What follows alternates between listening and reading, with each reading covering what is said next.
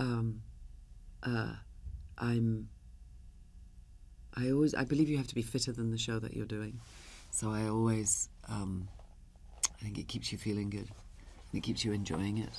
So, I always do a little workout before the show at home, before I leave, depending on the day, depending on whether I'm doing I have a spin bike at home, so whether I'm doing my spin or whether I'm doing my yoga or whatever, I do it on any given day, depending how I feel.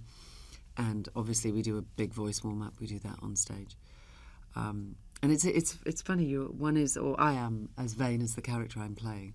So I remember when Glenn and I were doing Albert Nobbs, we would go back and we were both playing women who lived as men, and we both had a lot of makeup, and it was in, way back when, and both very poor, and, and how we looked wasn't important at all.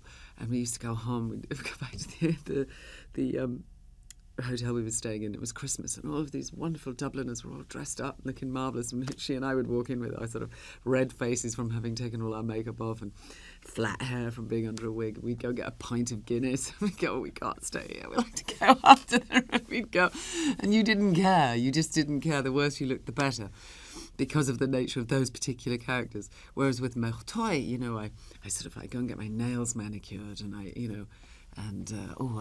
put stuff on my face, and I put under eye makeup on and all that sort of stuff, and I look and I think, oh God, you look knackered. I better put a bit of spackle under the old eyes and put a lipstick.